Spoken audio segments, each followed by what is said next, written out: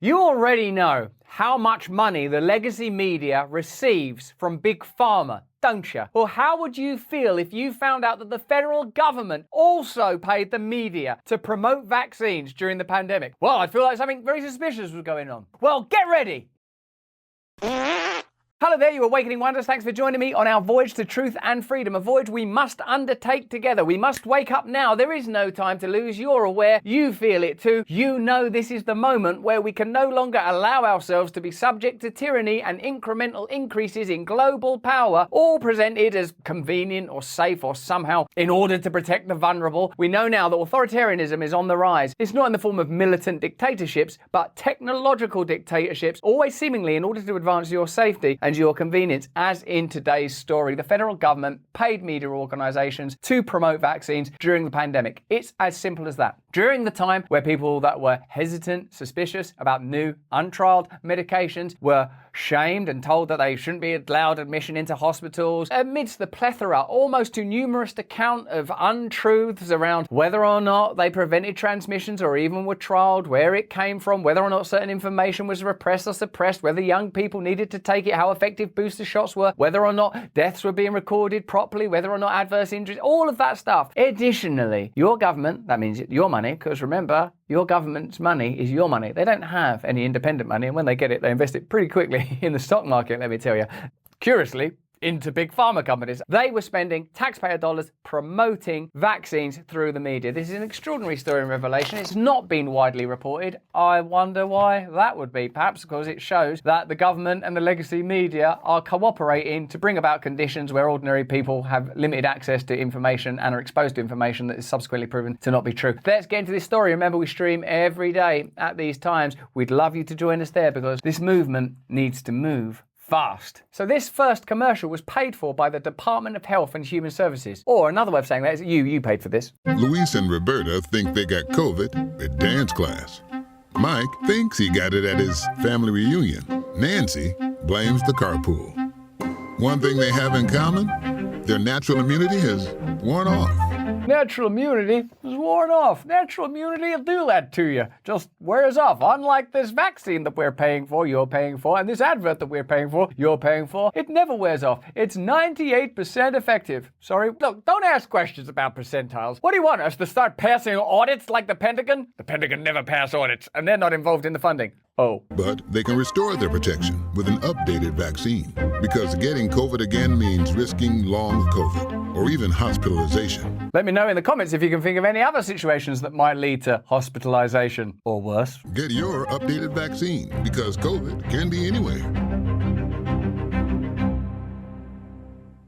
We can do this. That's their slogan. That at least I agree with. We can do this. We can do whatever the hell we want. And you'll pay for it. What an extraordinary world. What an extraordinary story. Let's look at the details now and see if it can help us adapt our worldview, awaken, and oppose the kind of corruption that seems all too present continually. Mainstream media's nearly monolithic coverage of mRNA vaccines and other COVID measures can be at least partially explained by a clear financial interest. Yes. Recently, a Freedom of Information Act request filed by the conservative media company, The Blaze, found a number of major media outlets were paid to promote the COVID vaccine. Such venues included, and get ready for a list of the usual suspects, The Washington Post, The Los Angeles Times, NBC, CNN, Fox News, and several others. Oh. The whole of the legacy media. The Blaze's report received little coverage, even in conservative media, perhaps because some of those outlets were also paid by HHS, the Department of Health and Human Services, ideologically predisposed to criticize government-fueled narratives on the pandemic. As The Blaze reports, hundreds of news organizations were paid by the federal government to advertise for the vaccine as part of a comprehensive media campaign. This is a media campaign. It's comprehensive. Well, I can't comprehend it. It seems corrupt and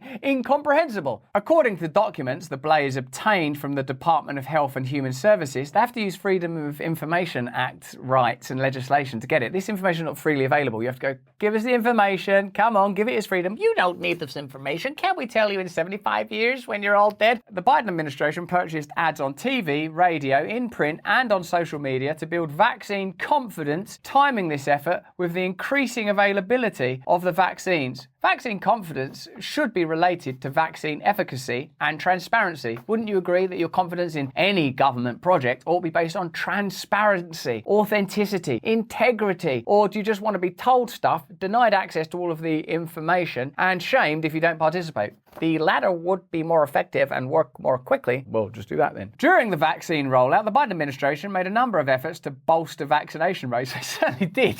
My God, do you remember all the dancing about, the musicals, the singing, the shaming? It was extraordinary. You've probably forgotten it's happened because you're traumatized and you've parked it somewhere. But believe me, it happened. The US Department of Health and Human Services COVID-19 public education campaign states they employed both paid advertising and media interviews, presentations, radio, TV tours, and other public events to educate people about the importance of vaccination. The word educate there. I'm just going to educate you about the importance of vaccinations. And now we're going to educate you about the importance of prison. Here is the legacy media literally presenting information as if it was news, when in fact it was propaganda. If by propaganda you mean information that was paid for by the state and was not revealed to be state-sponsored information in order to exert mind control, is that a good definition? Well, I don't know, this is a good definition. Column, mocking anti-vaxxers. COVID deaths is ghoulish, yes, but may be necessary. That was it. They went in hard. Yes, it's ghoulish. Once you acknowledge something's ghoulish, you can't continue with it.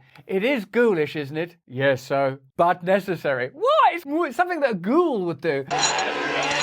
That's the risen dead. We've got to deal with the actual dead, some of whom died very suddenly for some reason. The HHS website contains public access to all vaccine campaign advertisements for media outlets and beyond. One past advertisement promotes COVID vaccination in children, featuring a montage of selected medical doctors stating in unison, "We can all agree on this. You can trust the COVID vaccine for yourself or your kids or your grandkids. I mean it from the heart." Yeah, we're going to need a rewrite on that because, well, it's not necessary for kids. The grandparents might not be in a position to say this, and the heart is in particular jeopardy. Could we say we mean it from the gut? In another ad directed to parents, HHS selection of doctors state, "We want you to know COVID vaccines are safe and effective." That's what we want you to know. "My grandkids are vaccinated. What's not safe is getting COVID." Well, God, geez, let me know in the chat. What would you rather have at this point, COVID or vaccination? Is it ethical for the government to dubiously claim COVID vaccines are uniformly beneficial for kids and contracting COVID is far less safe than getting your child double vaccinated? No such randomized clinical evidence exists, suggesting the benefits of the COVID vaccine outweigh the harms in young cohorts with a nearly zero risk of serious outcomes. Moreover, is it ethical for either party for the federal government to advertise such medical misinformation on platforms allegedly committed to investigating the truth and holding the powerful accountable? The answer is no, it isn't. Particularly not during that misinformation, malinformation tirade, that time of censorship of true information, the closing down of debate. This is astonishing that this is happening, isn't it? A new government ad on the HHS website now promotes the updated COVID vaccine. It falsely claims the new booster shot prevents long COVID and hospitalization when the only available evidence from Pfizer and Moderna are rat studies and a 50-person trial with an unexplained 2% rate of serious adverse events. They've got some rats and 50 people. You know, if you see like a poll on the news where it says 50% say that Joe Biden, you look at the bottom, it's like 1,500 people. You think, that's not enough to take seriously in the country of 200 million. 50 people and some rats. Okay, we're going to need 50 people. You'll do. And some rats. Sir, 2% of these rats and people are inexplicably dead. Well, nevertheless, it's a damn fine product, and I'd recommend it for my kids and grandkids. That's from the heart.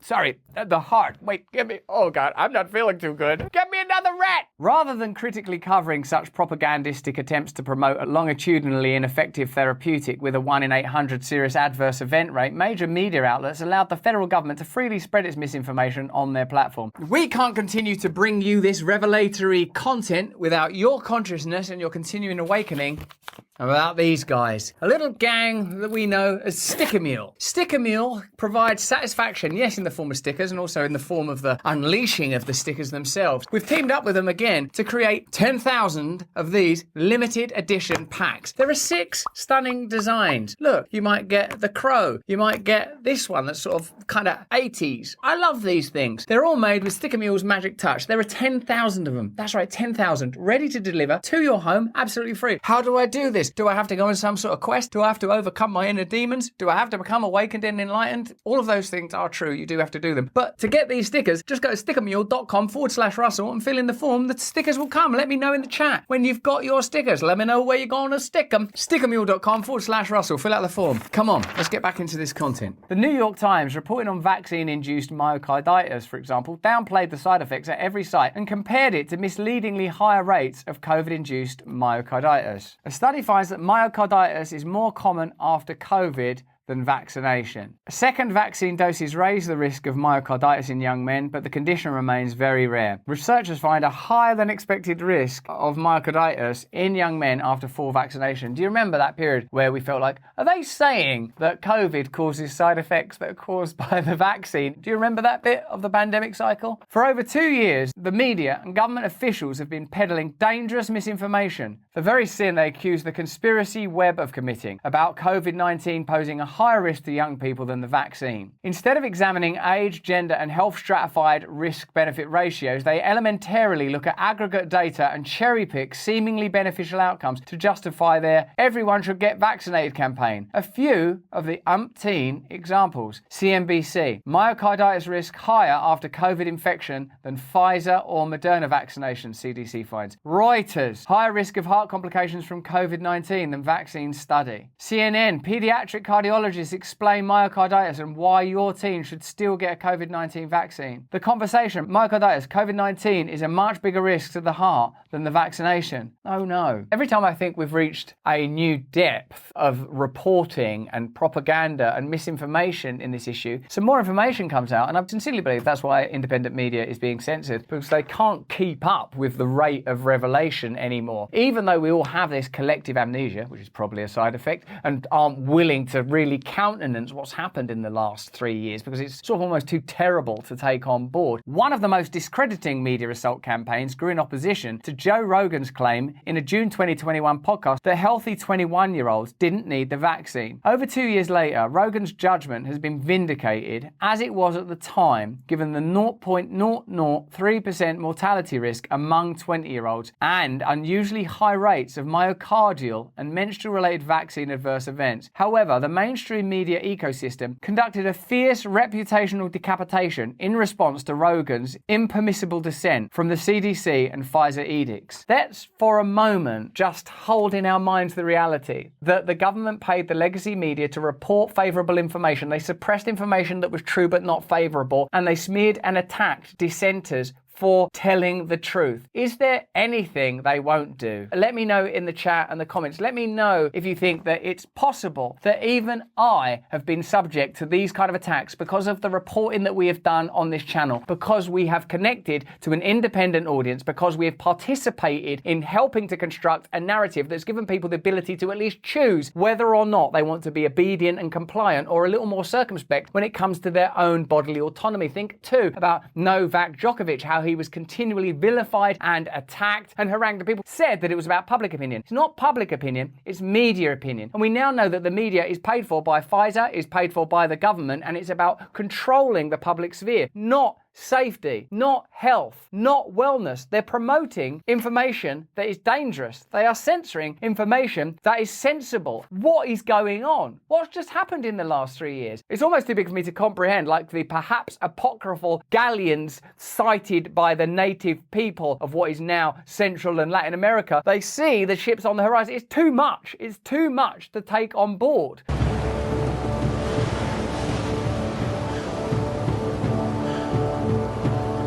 Corruption on this scale is difficult to countenance, difficult to comprehend. Even if what we're talking about, even if what it should have been is, look, we think these medications might be useful for this part of the population, you should probably be careful if you're part of this. It's extraordinary what's taken place. It's extraordinary. And I don't think that this mentality has been purged. I don't think we could by any means say, oh, that'll never happen again, because there's been no reckoning. There's been no acknowledgement of culpability. No one said, sorry about all of that. That was ridiculous. Joe Rogan was correct. Jay Bhattacharya was correct. All those people were correct. We're now just going to get on with the business of holding muted inquiries and having little lawsuits here and there that will prevent the true story getting out. Meanwhile, a whole raft of censorship laws and smear campaigns have been launched against dissenters across the world. Is this a coincidence? Let me know in the chat. Here's an example of one of the headlines from the time that Joe Rogan was attacked, and here are some others. The Washington Post: Joe Rogan is using his wildly popular podcast to question vaccines. Experts are fighting back. Do you remember there was that petition apparently from 300 doctors, and then they looked into that and those people weren't even doctors? It's crazy. The Atlantic: Joe Rogan's show may be done, but is it actually deadly? Oh my God, they were telling the truth. This is propaganda. This is coordinated. How does this happen to people? Today, Dr. Fauci says Joe Rogan is incorrect to tell young people not to get vaccinated. I think Fauci was incorrect to go around to various government agencies disparaging the lab leak theory when it increasingly seems like that's exactly how this whole process began, and they indeed participated in the funding of that very lab. This is astonishing.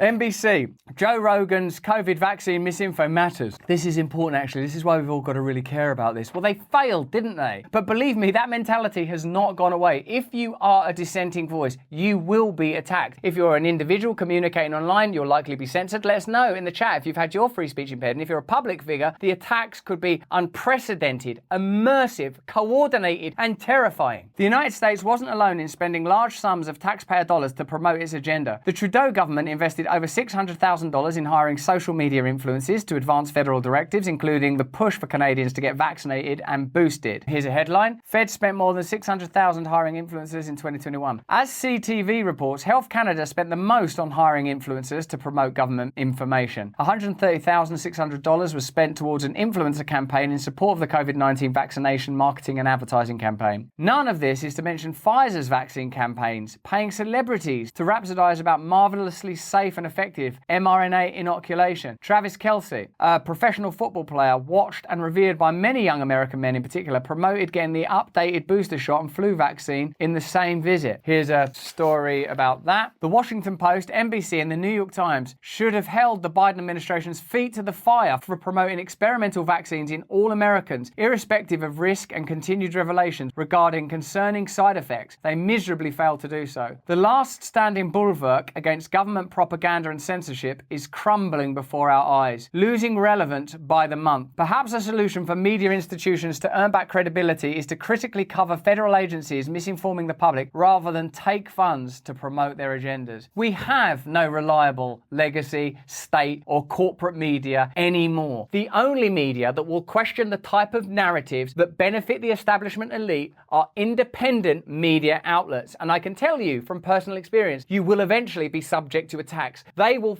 find something, metastasize it, alter it, amplify it, exaggerate it, do coordinated campaigns to present information in the least favorable light, exaggerating, lying, combining. They'll use any technique they can to attack and destroy. This is a time that is, as this article says, unprecedented. It used to be the function of the media to hold the powerful to account. Now they work in absolute integration with one another, with new legislation being passed around the world to censor true information, to shut down hate speech, to grant the police in Ireland the ability to invade your home, to shut down speech in the UK, Canada, coming soon to the USA, across the EU. It is vital that a resistance movement form, that we individually and collectively find ways to overcome our cynicism and skepticism about culturally different groups and bind together against centralized authority. We know it by these signs. Do they try to shut down dissent? Do they smear? Do they want to censor? Do they want to control? Are they always promoting regulation that grants them the ability to shut down your freedom while never really affecting the ability of the globalist corporatist establishment to maraud around the planet and profiteering under the auspices of safety and security, usually veiled by the edicts of the WHO? Look at their treaty coming soon that will mean that their laws will apply in your nation. This is exacerbating fast. I think it is an important time in world history, and I think every single one of us needs to be actively engaged in opposing these measures wherever we can. But that's just what I think. Why don't you let me know what you think in the chat? Remember, we stream every day at these times. Join us there. But more important than that, if you can, please stay free. Hey, thanks for watching. If you want to see more uncensored content where free speech can flourish, join our live stream. Click the link right here to watch the next video if you want to, or become a member of a growing movement. Download the Rumble app and you'll be informed every time we make a new piece of content. Stay free.